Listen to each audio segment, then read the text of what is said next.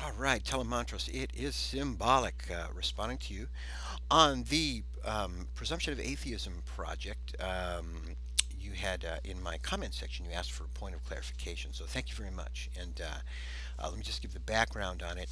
Um, in a video, I was talking about trying to answer the question, how do atheists distinguish amongst each other the positive from the negative atheists? And I had said, well, it's relatively simple. Now, I didn't state it as clearly, but let me restate it, I think, more clearly. But I think it's a two-question process.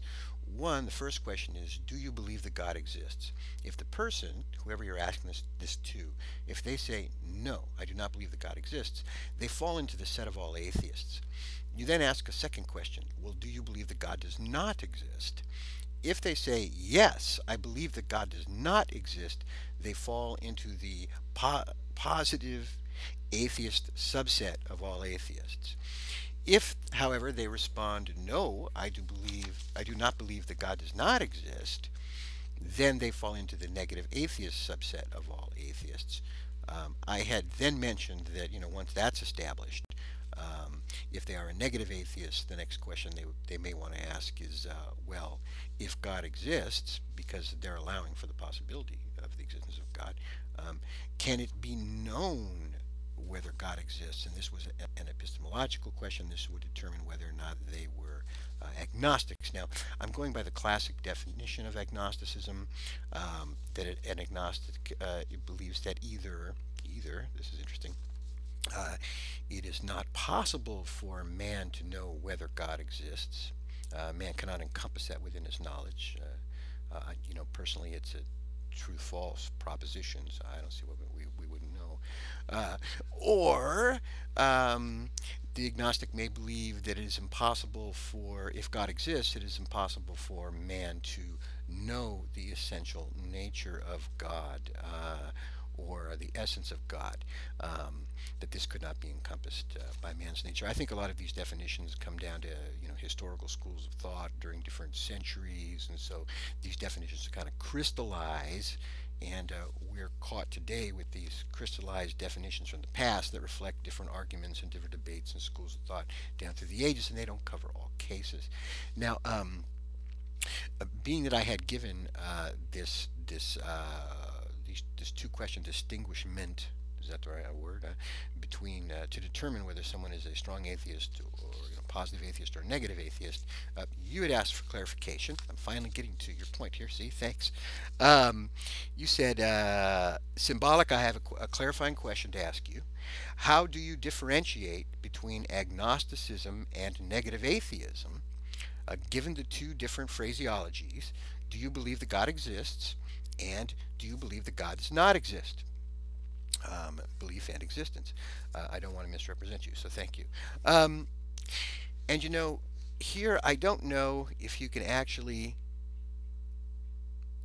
yeah, how do you so the question I think really comes down to, how do you differentiate between negative atheists and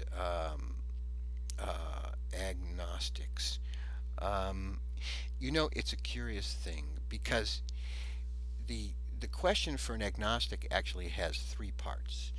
Do you believe, so that we have a question of belief,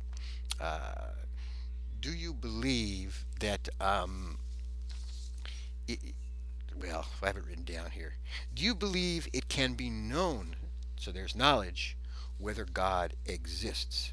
Okay, so there's a three-part question. So I think it takes a third question, you see, to determine, to distinguish, to determine whether someone is agnostic. And I think there's overlap between the two groups.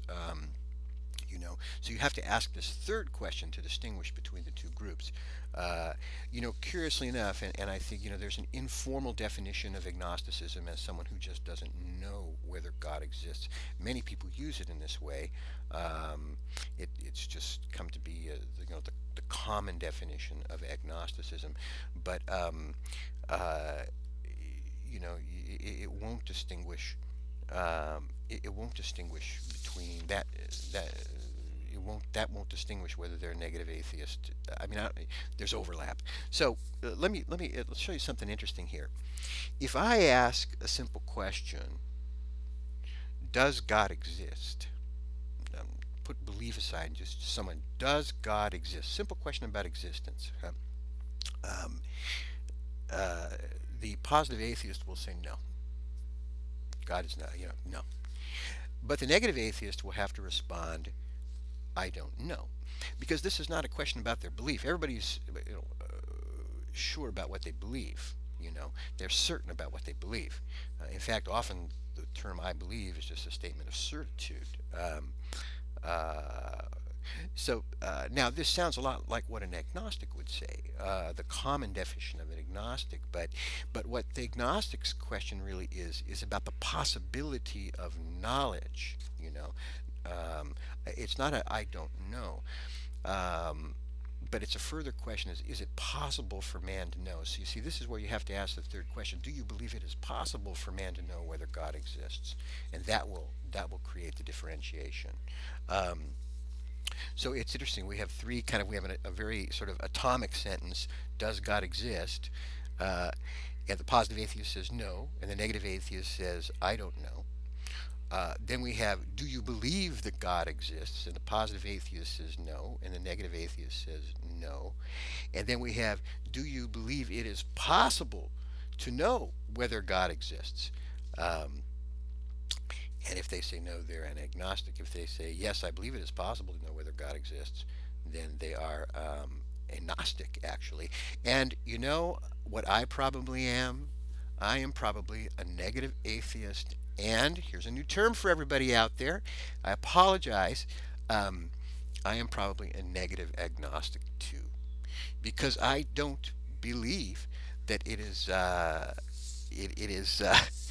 I don't believe it can be known whether God exists, but I don't believe it cannot be known whether God exists. So I fall squarely. I'm agnostic when it comes to agnosticism. How does that sound, huh? If we use the common definition. So I know this is hopelessly. I mean, I'm kind of starting to agree with Dawa Films, with Ali, that we should just coin new phrases, make up new words. Now, it's hard to make up new words. I can make up a lot of beautiful, poetic, nonsensical words, but to come up with a new technical term, that's kind of challenging. We've also been talking about existence and about assigning truth and false values. Veritas brought up assigning truth or false values to things. Now, here's a curious thing. If you're familiar with the Russell's paradox and the barber's paradox, the barber who shaves everybody in the town who does not shave himself, and then the question is, well, who shaves the barber? And it turns out that the barber both must shave himself and cannot and must not shave himself, and you get a true paradox where you have this conflict of truth values.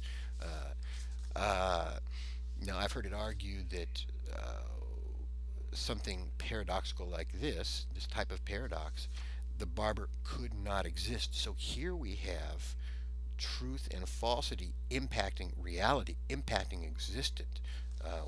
I guess it was referred to as the predicate calculus, impacting the question of whether something can exist or not. And if it's paradoxical, some people consider it not to exist. It's another actual thing. Just to show some of this imposition in language, I think the idea of certitude or feeling of certitude haunts all of this. A lot of times when we say, I believe this, we're saying we're certain of it. At other times, we say, I believe so, which means we're not certain of it. Sometimes we say, I know something, which means that I believe it, like I know 1 + 1 = 2. To me it's self-evident, but it's also something I believe. I believe it, However, if I say I know calculus, that means I can do a calculus problem. I can demonstrate that knowledge, that skill. Have a skill that I can demonstrate, to other people who also know calculus. To someone who doesn't, I can't really prove it. I mean, I can mystify them with it, but they're not going to be able to confirm, that I know calculus.